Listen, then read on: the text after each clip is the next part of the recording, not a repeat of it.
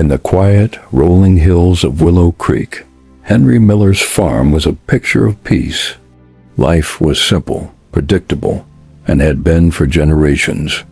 But one night, an unsettling sound from the old well behind his barn shattered that tranquility forever. It started as a low, echoing noise, almost like the wind whistling through the ancient stones. Henry, a man who knew the sounds of his farm like the back of his hand, tried to dismiss it. But as the sun dipped below the horizon, the sound grew stronger, more rhythmic. It was a thudding, a deep, resonant knock that seemed to come from far beneath the earth. His curiosity, tinged with a growing unease, finally got the better of him. Grabbing a heavy-duty flashlight from his workshop, he walked cautiously toward the well. The air grew colder with each step, a strange, unnatural chill that had no place on a mild autumn evening.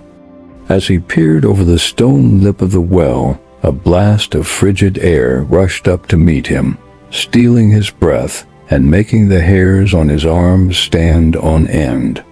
It was colder than any winter wind he'd ever felt. He shone the flashlight beam down into the darkness, but the light was swallowed by an impenetrable black. The thudding stopped as suddenly as it had begun, leaving only the sound of his own heart pounding in his ears. He backed away slowly. The image of that black void burned into his mind. He knew with a certainty that chilled him to the bone that this was no ordinary well. The next morning, the farm felt different. The familiar morning light seemed to struggle against a lingering shadow of the night's events. Henry, unable to shake the feeling of dread, called his neighbor Tom. Tom was a practical man, not one for ghost stories, but even he couldn't deny the strange cold that still hung in the air around the well. Together they decided to investigate. They rigged up a small waterproof camera, tied it securely to a long rope, and began lowering it into the dark abyss. The screen on their small monitor showed the rough, damp stone walls of the well, descending deeper and deeper. 10 feet, 20 feet. The image was clear. Then, just as the counter hit 30 feet, the camera feed flickered. For a split second, a large, shifting shadow seemed to dart across the lens before the screen went completely black. They pulled the rope up, only to find the camera was gone. The rope had been severed, not frayed or broken, but cut clean through. That night, the sounds returned, but this time they were different. The thudding was still there, but now it was accompanied by something else, something far more disturbing. Faint whispers seemed to weave through the knocking, indistinct at first, but growing clearer as the hours passed. Henry sat in his kitchen, every nerve on edge, listening to what sounded like a desperate, raspy voice pleading from the depths. "Let me out," it seemed to whisper, over and over again. The voice was filled with an ancient sorrow and a chilling urgency that made his blood run cold. Sleep was impossible. Every creak of the old farmhouse, every rustle of leaves outside, seemed to amplify the terrifying pleas from the well. He was no longer just curious or scared. He was terrified. After 3 nights of the relentless whispers and knocking, Henry knew he couldn't handle this alone.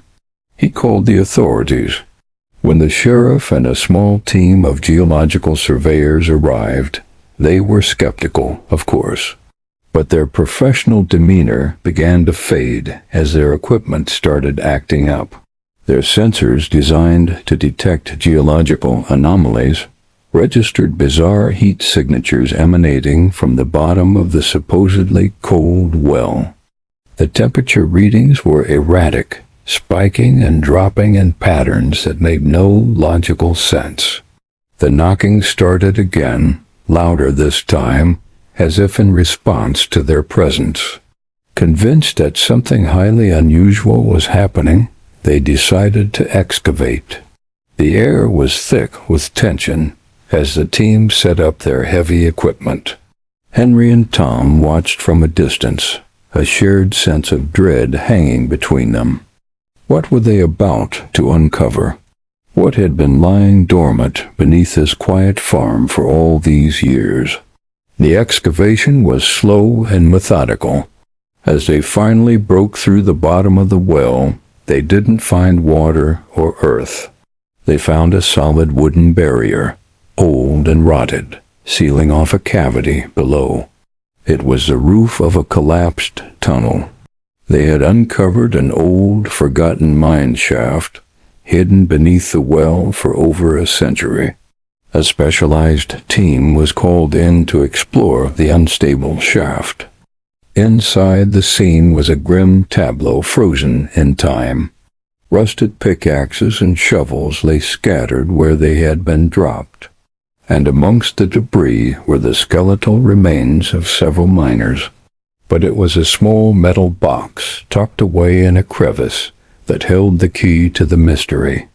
Inside the box, preserved against the damp, were several leather-bound journals and a small, tarnished iron locket. The locket was dated 1889. The journals belonged to a miner named Samuel Briggs. His early entries spoke of hope and the promise of striking it rich, but as the pages turned, the tone grew darker. Samuel wrote about strange whispers he heard deep in the mine, voices that no one else seemed to notice. He described an oppressive feeling, as if the rock itself was watching him. His final frantic entry was scrawled across the page, the handwriting barely legible. It read, "The whispers are calling me back down. They say I belong to the deep. They won't let me leave." It was the last thing he ever wrote before the mine collapsed, trapping him and the others in an eternal, silent darkness. The discovery brought a somber closure to the mystery. The remains of Samuel Briggs and the other miners were carefully recovered and given a proper burial in the Willow Creek Cemetery. The mine shaft was professionally sealed with concrete, and the well was filled in, erasing it from the landscape forever. A sense of peace should have returned to the farm, but for Henry, the silence was more deafening than the noise had ever been. He tried to go back to his simple life, but the memory of those whispers, that desperate plea to be let out, was a permanent scar on his mind. On quiet nights, he swore he could still feel a faint vibration through the floorboards, a distant, rhythmic thudding from deep within the earth. It was a chilling reminder of the souls who had been lost and the story that refused to stay buried.